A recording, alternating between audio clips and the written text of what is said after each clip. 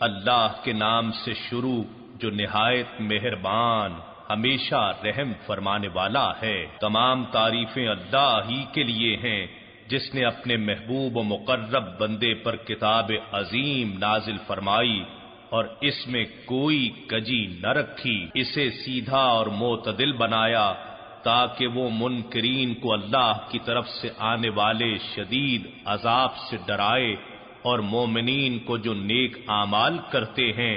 خوشخبری سنائے کہ ان کے لیے بہتر اجر جنت ہے جس میں وہ ہمیشہ رہیں گے، اور نیز ان لوگوں کو ڈرائے جو کہتے ہیں کہ اللہ نے اپنے لیے لڑکا بنا رکھا ہے، نہ اس کا کوئی علم انہیں ہے اور نہ ان کے باپ دادا کو تھا۔ یہ کتنا بڑا بول ہے جو ان کے منہ سے نکل رہا ہے، وہ سراسر جھوٹ کے سوا کچھ کہتے ہی نہیں۔ اے حبیب مکرم، تو کیا آپ ان کے پیچھے شدت غم میں اپنی جان عزیز بھی کھلا دیں گے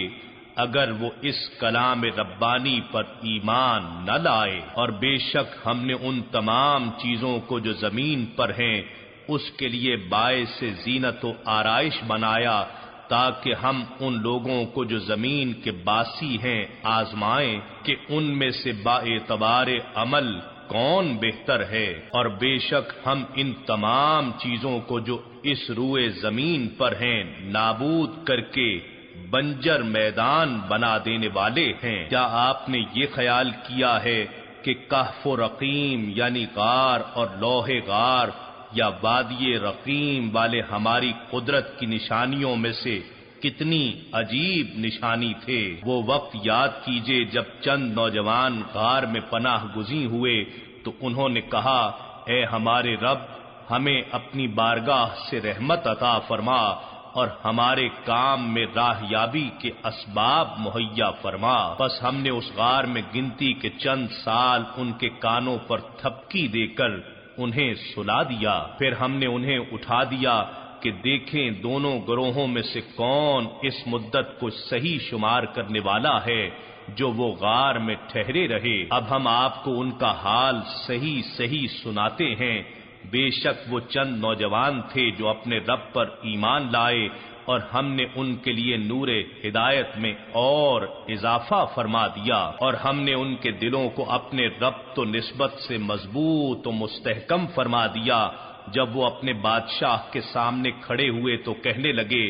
ہمارا رب تو آسمانوں اور زمین کا رب ہے، ہم اس کے سوا ہرگز کسی جھوٹے معبود کی پرستش نہیں کریں گے، اگر ایسا کریں تو اس وقت ہم ضرور حق سے ہٹی ہوئی بات کریں گے۔ یہ ہماری قوم کے لوگ ہیں جنہوں نے اس کے سوا کئی معبود بنا لیے ہیں، تو یہ ان کے معبود ہونے پر کوئی واضح سند کیوں نہیں لاتے؟ سو اس سے بڑھ کر ظالم کون ہوگا جو اللہ پر جھوٹا بہتان باندھتا ہے؟ اور ان نوجوانوں نے آپس میں کہا، جب تم ان سے اور ان جھوٹے معبودوں سے جنہیں یہ اللہ کے سوا پوچھتے ہیں کنارہ کش ہو گئے ہو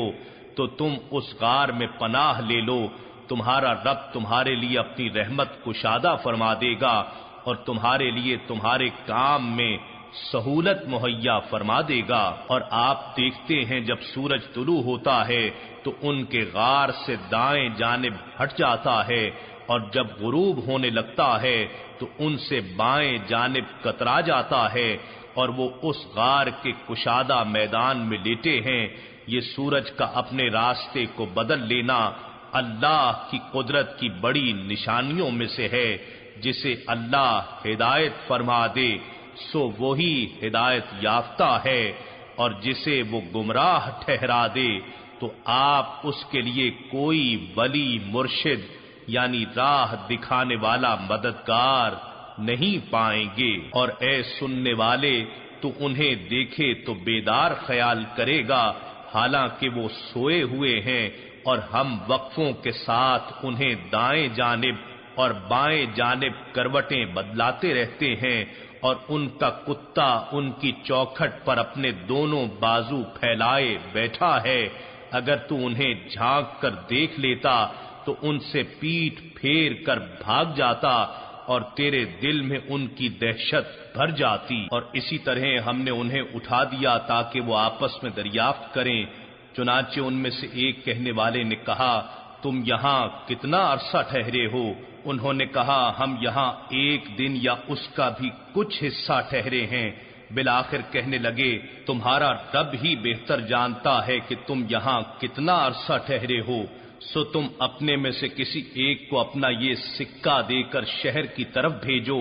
پھر وہ دیکھے کہ کون سا کھانا زیادہ حلال اور پاکیزہ ہے، تو اس میں سے کچھ کھانا تمہارے پاس لے آئے، اور اسے چاہیے کہ آنے جانے اور خریدنے میں آہستگی اور نرمی سے کام لے، اور کسی ایک شخص کو بھی تمہاری خبر نہ ہونے دے۔ بے شک اگر انہوں نے تم سے آگاہ ہو کر تم پر دسترس پالی تو تمہیں سنسار کر ڈالیں گے یا تمہیں جبرن اپنے مذہب میں پلٹا لیں گے، اور اگر ایسا ہو گیا تو تب تم ہرگز کبھی بھی فلاح نہیں پاؤ گے۔ اور اس طرح ہم نے ان کے حال پر ان لوگوں کو جو چند صدیاں بعد کے تھے مطلع کر دیا، تاکہ وہ جان لیں کہ اللہ کا وعدہ سچا ہے، اور یہ بھی کہ قیامت کے آنے میں کوئی شک نہیں ہے۔ جب وہ بستی والے آپس میں ان کے معاملے میں جھگڑا کرنے لگے، جب اصحاب کہف وفات پا گئے تو انہوں نے کہا کہ ان کے غار پر ایک عمارت بطور یادگار بنا دو، ان کا رب ان کے حال سے خوب واقف ہے۔ ان ایمان والوں نے کہا جنہیں ان کے معاملے پر غلبہ حاصل تھا کہ ہم ان کے دروازے پر ضرور ایک مسجد بنائیں گے تاکہ مسلمان اس میں نماز پڑھیں اور ان کی قربت سے خصوصی برکت حاصل کریں۔ اب کچھ لوگ کہیں گے اصحاب کہف 3 تھے، ان میں سے چوتھا ان کا کتا تھا، اور بعض کہیں گے 5 تھے، ان میں سے چھٹا ان کا کتا تھا۔ یہ بن دیکھے اندازے ہیں، اور بعض کہیں گے وہ 7 تھے اور ان میں سے 8واں ان کا کتا تھا۔ فرما دیجئے میرا رب ہی ان کی تعداد کو خوب جانتا ہے، اور سوائے چند لوگوں کے ان کی صحیح تعداد کا علم کسی کو نہیں، سو آپ کسی سے ان کے بارے میں بحث نہ کیا کریں سوائے اس قدر وضاحت کے جو ظاہر ہو چکی ہے، اور نہ ان میں سے کسی سے ان اصحاب کہف کے بارے میں کچھ دریافت کریں، اور کسی بھی چیز کی نسبت یہ ہرگز نہ کہا کریں کہ میں اس کام کو کل کرنے والا ہوں، مگر یہ کہ اگر اللہ چاہے، یعنی انشاءاللہ کہہ کر اور اپنے رب کا ذکر کیا کریں جب آپ بھول جائیں، اور کہیں امید ہے میرا رب مجھے اس سے بھی قریب تر ہدایت کی راہ دکھا دے گا۔ اور وہ اصحاب کہف اپنی غار میں 300 برس ٹھہرے رہے، اور انہوں نے اس پر 9 سال اور بڑھا دیے۔ فرما دیجئے اللہ ہی بہتر جانتا ہے کہ وہ کتنی مدت وہاں ٹھہرے رہے، آسمانوں اور زمین کی سب پوشیدہ باتیں اسی کے علم میں ہیں۔ کیا خوب دیکھنے والا اور کیا خوب سننے والا ہے، اس کے سوا ان کا نہ کوئی کارساز ہے اور نہ وہ اپنے حکم میں کسی کو شریک فرماتا ہے۔ اور آپ وہ کلام پڑھ کر سنائیں جو آپ کے رب کی کتاب میں سے آپ کی طرف وحی کیا گیا ہے، اس کے کلام کو کوئی بدلنے والا نہیں، اور آپ اس کے سوا ہرگز کوئی جائے پناہ نہیں پائیں گے۔ اے میرے بندے، تو اپنے آپ کو ان لوگوں کی سنگت میں جمائے رکھا کر جو صبح و شام اپنے رب کو یاد کرتے ہیں، اس کی رضا کے طلبگار رہتے ہیں، اس کی دید کے متمنی اور اس کا مکھڑا تکنے کے آرزو مند ہیں۔ تیری محبت اور توجہ کی نگاہیں ان سے نہ ہٹیں۔ کیا تو ان فقیروں سے دھیان ہٹا کر دنیاوی زندگی کی آرائش چاہتا ہے، اور تو اس شخص کی اطاعت بھی نہ کر جس کے دل کو ہم نے اپنے ذکر سے غافل کر دیا ہے، اور وہ اپنی ہوائے نفس کی پیروی کرتا ہے، اور اس کا حال حد سے گزر گیا ہے۔ اور فرما دیجئے کہ یہ حق تمہارے رب کی طرف سے ہے، پس جو چاہے ایمان لے آئے اور جو چاہے انکار کر دے، بے شک ہم نے ظالموں کے لیے دوزخ کی آگ تیار کر رکھی ہے جس کی دیواریں انہیں گھیر لیں گی، اور اگر وہ پیاس اور تکلیف کے باعث فریاد کریں گے تو ان کی فریاد رسی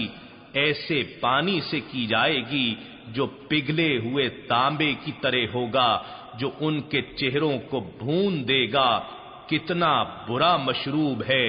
اور کتنی بری آرام گاہ ہے۔ بے شک جو لوگ ایمان لائے اور نیک عمل کیے، یقیناً ہم اس شخص کا اجر ضائع نہیں کرتے جو نیک عمل کرتا ہے۔ ان لوگوں کے لیے ہمیشہ آباد رہنے والے باغات ہیں جن میں ان کے محلات کے نیچے نہریں جاری ہیں، انہیں ان جنتوں میں سونے کے کنگن پہنائے جائیں گے اور وہ باریک دیبا اور بھاری اطلس کے ریشمی سبز لباس پہنیں گے اور پرتکلف تختوں پر تکیے لگائے بیٹھے ہوں گے۔ کیا خوب ثواب ہے اور کتنی حسین آرام گاہ ہے۔ اور آپ ان سے ان دو شخصوں کی مثال بیان کریں جن میں سے ایک کے لیے ہم نے انگور کے 2 باغات بنائے اور ہم نے ان دونوں کو تمام اطراف سے کھجور کے درختوں کے ساتھ ڈھانپ دیا، اور ہم نے ان کے درمیان سرسبز و شاداب کھیتیاں اگا دیں۔ یہ دونوں باغ کثرت سے اپنے پھل لائے اور ان کی پیداوار میں کوئی کمی نہ رہی، اور ہم نے ان دونوں میں سے ہر ایک کے درمیان ایک نہر بھی جاری کر دی، اور اس شخص کے پاس اس کے سوا بھی بہت سے پھل یعنی وسائل تھے، تو اس نے اپنے ساتھی سے کہا اور وہ اس سے تبادلہ خیال کر رہا تھا کہ میں تجھ سے مال و دولت میں کہیں زیادہ ہوں اور قبیلہ و خاندان کے لحاظ سے بھی زیادہ باعزت ہوں، اور وہ اسے لے کر اپنے باغ میں داخل ہوا، تکبر کی صورت میں اپنی جان پر ظلم کرتے ہوئے کہنے لگا میں یہ گمان ہی نہیں کرتا کہ یہ باغ تباہ ہوگا، اور نہ ہی یہ گمان کرتا ہوں کہ قیامت قائم ہوگی، اور اگر بالفرض میں اپنے رب کی طرف لوٹایا بھی گیا تو بھی یقیناً میں ان باغات سے بہتر پلٹنے کی جگہ پاؤں گا۔ اس کے ساتھی نے اس سے کہا اور وہ اس سے تبادلہ خیال کر رہا تھا، کیا تو نے اس رب کا انکار کیا ہے جس نے تجھے اولاً مٹی سے پیدا کیا، پھر ایک تولیدی قطرے سے، پھر تجھے جسمانی طور پر پورا مرد بنا دیا؟ لیکن میں تو یہ کہتا ہوں کہ وہی اللہ میرا رب ہے اور میں اپنے رب کے ساتھ کسی کو شریک نہیں گردانتا۔ اور جب تو اپنے باغ میں داخل ہوا تو تو نے کیوں نہیں کہا ماشاء اللہ لا قوت الا باللہ، وہی ہونا ہے جو اللہ چاہے، کسی کو کچھ طاقت نہیں مگر اللہ کی مدد سے۔ اگر تو اس وقت مجھے مال و اولاد میں اپنے سے کم تر دیکھتا ہے تو کیا ہوا؟ کچھ بعید نہیں کہ میرا رب مجھے تیرے باغ سے بہتر عطا فرمائے اور اس باغ پر آسمان سے کوئی عذاب بھیج دے، پھر وہ چٹیل چکنی زمین بن جائے یا اس کا پانی زمین کی گہرائی میں چلا جائے، پھر تو اسے حاصل کرنے کی طاقت بھی نہ پا سکے، اور اس تکبر کے باعث اس کے سارے پھل تباہی میں گھیر لیے گئے۔ تو صبح کو وہ اس پونجی پر جو اس نے اس باغ کے لگانے میں خرچ کی تھی کفے افسوس ملتا رہ گیا، اور وہ باغ اپنے چھپروں پر گرا پڑا تھا، اور وہ سراپا حسرت و یاس بن کر کہہ رہا تھا ہائے کاش میں نے اپنے رب کے ساتھ کسی کو شریک نہ ٹھہرایا ہوتا اور اپنے اوپر گھمنڈ نہ کیا ہوتا، اور اس کے لیے کوئی گروہ بھی ایسا نہ تھا جو اللہ کے مقابلے میں اس کی مدد کرتے، اور نہ وہ خود ہی اس تباہی کا بدلہ لینے کے قابل تھا۔ یہاں پتہ چلتا ہے کہ سب اختیار اللہ ہی کا ہے، جو حق ہے وہی بہتر ہے انعام دینے میں اور وہی بہتر ہے انجام کرنے میں۔ اور آپ انہیں دنیاوی زندگی کی مثال بھی بیان کیجئے جو اس پانی جیسی ہے جسے ہم نے آسمان کی طرف سے اتارا تو اس کے باعث زمین کا سبزہ خوب گھنا ہو گیا، پھر وہ سوکھی گھاس کا چورا بن گیا جسے ہوائیں اڑا لے جاتی ہیں، اور اللہ ہر چیز پر کامل قدرت والا ہے۔ مال اور اولاد تو صرف دنیاوی زندگی کی زینت ہیں، اور حقیقت میں باقی رہنے والی تو نیکیاں ہیں جو آپ کے رب کے نزدیک ثواب کے لحاظ سے بھی بہتر ہیں اور آرزو کے لحاظ سے بھی خوب تر ہیں۔ وہ دن قیامت کا ہوگا جب ہم پہاڑوں کو ریزہ ریزہ کر کے فضا میں چلائیں گے اور آپ زمین کو صاف میدان دیکھیں گے، اس پر شجر حجر اور حیوانات و نباتات میں سے کچھ بھی نہ ہوگا، اور ہم سب انسانوں کو جمع فرمائیں گے اور ان میں سے کسی کو بھی نہیں چھوڑیں گے، اور سب لوگ آپ کے رب کے حضور قطار در قطار پیش کیے جائیں گے۔ ان سے کہا جائے گا بے شک تم ہمارے پاس آج اسی طرح آئے ہو جیسا کہ ہم نے تمہیں پہلی بار پیدا کیا تھا، بلکہ تم یہ گمان کرتے تھے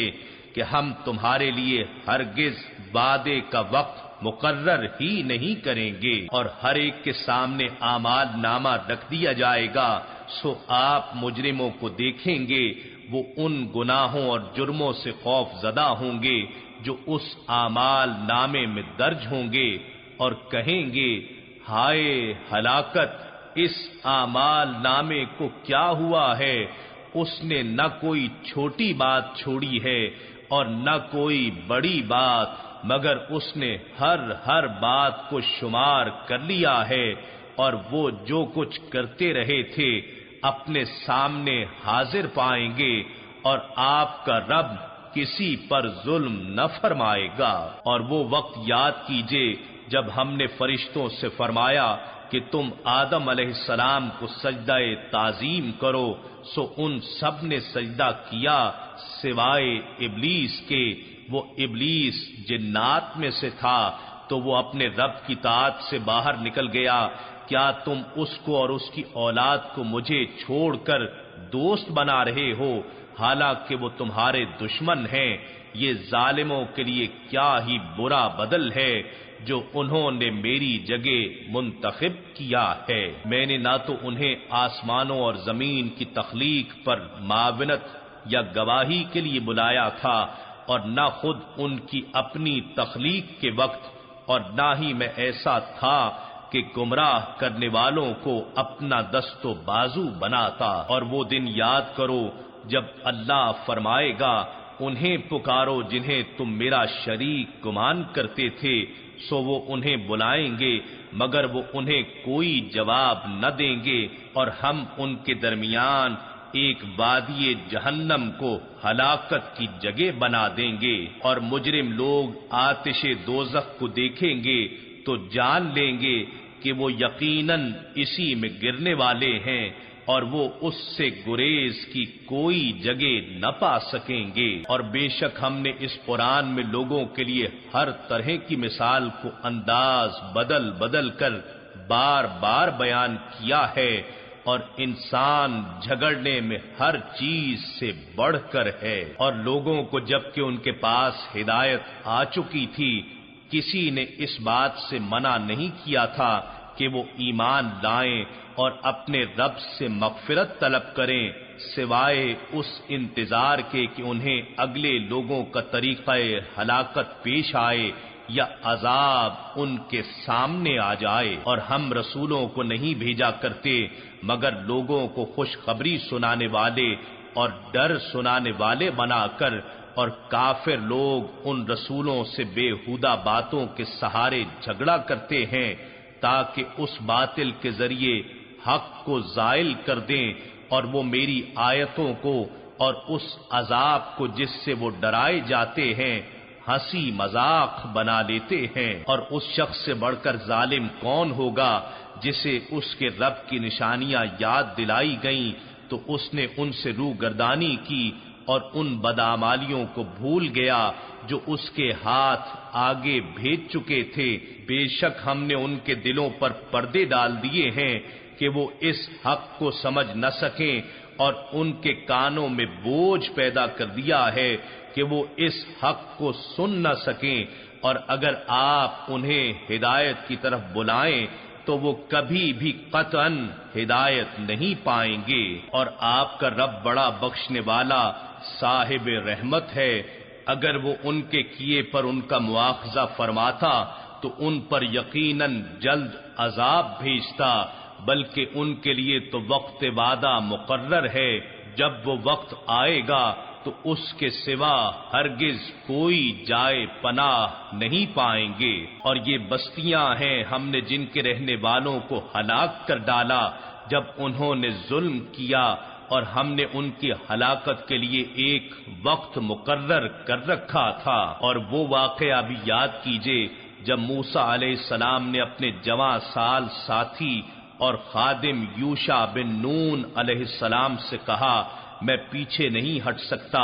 یہاں تک کہ میں 2 دریاؤں کے سنگم کی جگہ تک پہنچ جاؤں یا مدتوں چلتا رہوں۔ سو جب وہ دونوں 2 دریاؤں کے درمیان سنگم پر پہنچے تو وہ دونوں اپنی مچھلی وہیں بھول گئے، پس وہ تلی ہوئی مچھلی زندہ ہو کر دریا میں سرنگ کی طرح اپنا راستہ بناتے ہوئے نکل گئی۔ پھر جب وہ دونوں آگے بڑھ گئے تو موسیٰ علیہ السلام نے اپنے خادم سے کہا، ہمارا کھانا ہمارے پاس لاؤ، بے شک ہم نے اپنے اس سفر میں بڑی مشقت کا سامنا کیا ہے۔ خادم نے کہا، کیا آپ نے دیکھا جب ہم نے پتھر کے پاس آرام کیا تھا تو میں وہاں مچھلی بھول گیا تھا، اور مجھے یہ کسی نے نہیں بھلایا سوائے شیطان کے کہ میں آپ سے اس کا ذکر کروں، اور اس مچھلی نے تو زندہ ہو کر دریا میں عجیب طریقے سے اپنا راستہ بنا لیا تھا اور وہ غائب ہو گئی تھی۔ موسیٰ علیہ السلام نے کہا، یہی وہ مقام ہے ہم جسے تلاش کر رہے تھے۔ بس دونوں اپنے قدموں کے نشانات پر وہی راستہ تلاش کرتے ہوئے اسی مقام پر واپس پلٹ آئے تو دونوں نے وہاں ہمارے بندوں میں سے ایک خاص بندے خضر علیہ السلام کو پا لیا، جسے ہم نے اپنی بارگاہ سے خصوصی رحمت عطا کی تھی، اور ہم نے اسے اپنا علم لدنی یعنی اسرار و معارف کا الہامی علم سکھایا تھا۔ اس سے موسیٰ علیہ السلام نے کہا،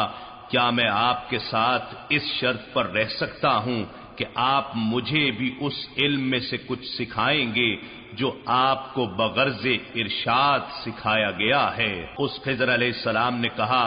بے شک آپ میرے ساتھ رہ کر ہرگز صبر نہ کر سکیں گے، اور آپ اس بات پر کیسے صبر کر سکتے ہیں جسے آپ پورے طور پر اپنے احاطہ علم میں نہیں لائے ہوں گے۔ موسیٰ علیہ السلام نے کہا، آپ انشاءاللہ مجھے ضرور صابر پائیں گے، اور میں آپ کی کسی بات کی خلاف ورزی نہیں کروں گا۔ خضر علیہ السلام نے کہا، پس اگر آپ میرے ساتھ رہیں تو مجھ سے کسی چیز کی بابت سوال نہ کریں یہاں تک کہ میں خود آپ سے اس کا ذکر کر دوں۔ پس دونوں چل دیے یہاں تک کہ جب دونوں کشتی میں سوار ہوئے تو خضر علیہ السلام نے اس کشتی میں شگاف کر دیا۔ موسیٰ علیہ السلام نے کہا، کیا آپ نے اسے اس لیے شگاف کر کے پھاڑ ڈالا ہے کہ آپ کشتی والوں کو غرق کر دیں؟ بے شک آپ نے بڑی عجیب بات کی۔ خضر علیہ السلام نے کہا، کیا میں نے نہیں کہا تھا کہ آپ میرے ساتھ رہ کر ہرگز صبر نہیں کر سکیں گے؟ موسیٰ علیہ السلام نے کہا، آپ میری بھول پر میری گرفت نہ کریں اور میرے اس معاملے میں مجھے زیادہ مشکل میں نہ ڈالیں۔ پھر وہ دونوں چل دیے یہاں تک کہ دونوں ایک لڑکے سے ملے تو خضر علیہ السلام نے اسے قتل کر ڈالا۔ موسیٰ علیہ السلام نے کہا، کیا آپ نے بے گناہ جان کو بغیر کسی جان کے بدلے کے قتل کر دیا ہے؟ بے شک آپ نے بڑا ہی سخت کام کیا ہے۔ خضر علیہ السلام نے کہا، کیا میں نے آپ سے نہیں کہا تھا کہ آپ میرے ساتھ رہ کر ہرگز صبر نہ کر سکیں گے؟ موسیٰ علیہ السلام نے کہا، اگر میں اس کے بعد آپ سے کسی چیز کی نسبت سوال کروں تو آپ مجھے اپنے ساتھ نہ رکھیے گا، بے شک میری طرف سے آپ حد عذر کو پہنچ گئے ہیں۔ پھر دونوں چل پڑے، یہاں تک کہ جب دونوں ایک بستی والوں کے پاس آ پہنچے، دونوں نے وہاں کے باشندوں سے کھانا طلب کیا تو انہوں نے ان دونوں کی میزبانی کرنے سے انکار کر دیا۔ پھر دونوں نے وہاں ایک دیوار پائی جو گرا چاہتی تھی، تو خضر علیہ السلام نے اسے سیدھا کر دیا۔ موسیٰ علیہ السلام نے کہا اگر آپ چاہتے تو اس تعمیر پر مزدوری لے لیتے۔ خضر علیہ السلام نے کہا یہ میرے اور آپ کے درمیان جدائی کا وقت ہے،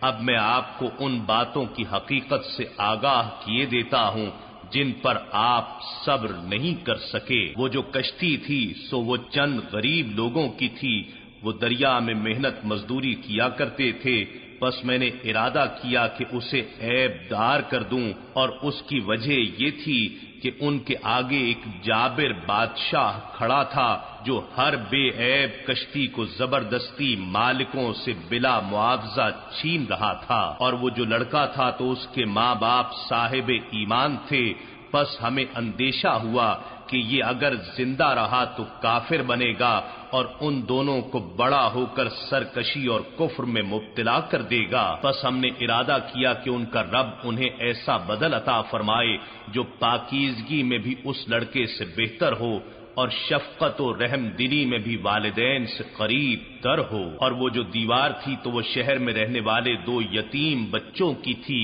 اور اس کے نیچے ان دونوں کے لیے ایک خزانہ مدفون تھا، اور ان کا باپ صالح شخص تھا۔ سو آپ کے رب نے ارادہ کیا کہ وہ دونوں اپنی جوانی کو پہنچ جائیں، اور آپ کے رب کی رحمت سے وہ اپنا خزانہ خود ہی نکالیں، اور میں نے جو کچھ بھی کیا وہ از خود نہیں کیا، یہ ان واقعات کی حقیقت ہے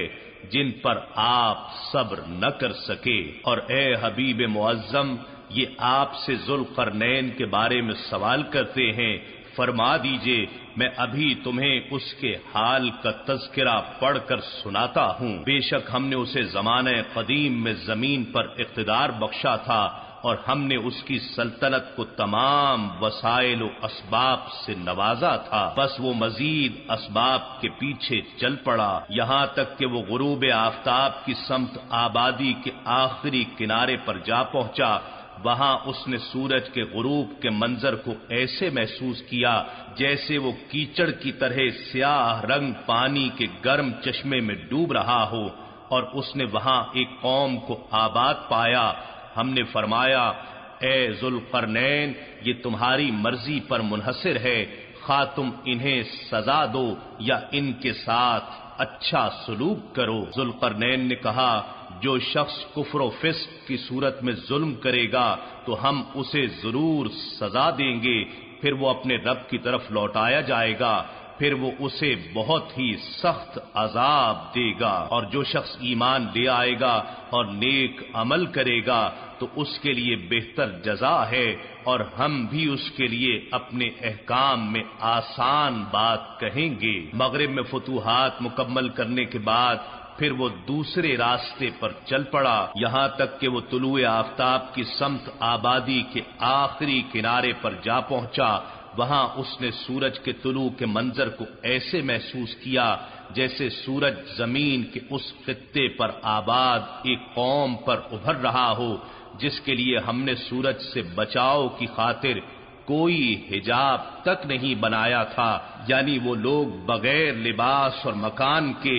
غاروں میں رہتے تھے۔ واقعہ اسی طرح ہے، اور جو کچھ اس کے پاس تھا ہم نے اپنے علم سے اس کا احاطہ کر لیا ہے۔ مشرق میں فتوحات مکمل کرنے کے بعد پھر وہ ایک اور راستے پر چل پڑا، یہاں تک کہ وہ ایک مقام پر 2 پہاڑوں کے درمیان جا پہنچا۔ اس نے ان پہاڑوں کے پیچھے ایک ایسی قوم کو آباد پایا جو کسی کی بات نہیں سمجھ سکتے تھے۔ انہوں نے کہا اے ذوالقرنین، بے شک یاجوج اور ماجوج نے زمین میں فساد بپا کر رکھا ہے، تو کیا ہم آپ کے لیے اس شرط پر کچھ مال خراج مقرر کر دیں کہ آپ ہمارے اور ان کے درمیان ایک بلند دیوار بنا دیں؟ ذوالقرنین نے کہا مجھے میرے رب نے اس بارے میں جو اختیار دیا ہے وہ بہتر ہے، تم اپنے زور بازو یعنی محنت و مشقت سے میری مدد کرو، میں تمہارے اور ان کے درمیان ایک مضبوط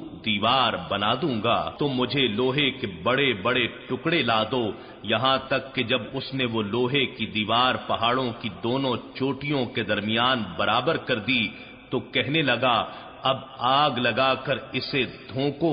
یہاں تک کہ جب اس نے اس لوہے کو دھونک دھونک کر آگ بنا ڈالا تو کہنے لگا میرے پاس لاؤ، اب میں اس پر پگھلا ہوا تانبا ڈالوں گا. پھر ان یاجوج اور ماجوج میں نہ اتنی طاقت تھی کہ اس پر چڑھ سکیں اور نہ اتنی قدرت پا سکے کہ اس میں سوراخ کر دیں. ذوالقرنین نے کہا یہ میرے رب کی جانب سے رحمت ہے. پھر جب میرے رب کا وعدہ قیامت قریب آئے گا تو وہ اس دیوار کو گرا کر ہموار کر دے گا.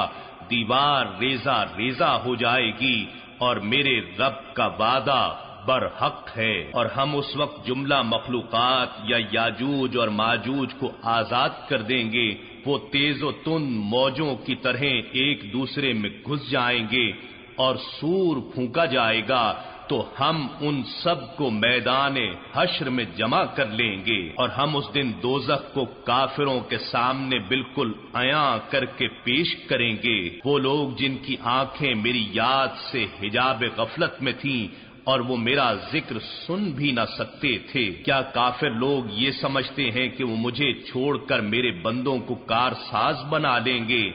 بے شک ہم نے کافروں کے لیے جہنم کی میزبانی کو تیار کر رکھا ہے. فرما دیجئے کیا ہم تمہیں ایسے لوگوں سے خبردار کر دیں جو اعمال کے حساب سے سخت خسارہ پانے والے ہیں؟ یہ وہ لوگ ہیں جن کی ساری جد و جہد دنیا کی زندگی میں ہی برباد ہو گئی اور وہ یہ خیال کرتے ہیں کہ ہم بڑے اچھے کام انجام دے رہے ہیں. یہی وہ لوگ ہیں جنہوں نے اپنے رب کی نشانیوں کا اور مرنے کے بعد اس سے ملاقات کا انکار کر دیا ہے، سو ان کے سارے اعمال اکارت گئے. پس ہم ان کے لیے قیامت کے دن کوئی وزن اور حیثیت ہی قائم نہیں کریں گے. یہی دوزخ ہی ان کی جزا ہے، اس وجہ سے کہ وہ کفر کرتے رہے اور میری نشانیوں اور میرے رسولوں کا مذاق اڑاتے رہے. بے شک جو لوگ ایمان لائے اور نیک عمل کرتے رہے تو ان کے لیے فردوس کے باغات کی مہمانی ہوگی، وہ اس میں ہمیشہ رہیں گے، وہاں سے اپنا ٹھکانہ کبھی بدلنا نہ چاہیں گے. فرما دیجئے اگر سمندر میرے رب کے کلمات کے لیے روشنائی ہو جائے تو وہ سمندر میرے رب کے کلمات کے ختم ہونے سے پہلے ہی ختم ہو جائے گا، اگرچہ ہم اس کی مثل اور سمندر یا روشنائی مدد کے لیے لے آئیں. فرما دیجئے میں تو صرف بخلقت ظاہری بشر ہونے میں تمہاری مثل ہوں، اس کے سوا اور تمہاری مجھ سے کیا مناسبت ہے؟ ذرا غور کرو، میری طرف وحی کی جاتی ہے، بھلا تم میں یہ نوری استعداد کہاں ہے کہ تم پر کلام الہی اتر سکے؟ وہ یہ کہ تمہارا معبود یکتا ہی ہے. پس جو شخص اپنے رب سے ملاقات کی امید رکھتا ہے تو اسے چاہیے کہ نیک عمل کرے اور اپنے رب کی عبادت میں کسی کو شریک نہ کرے.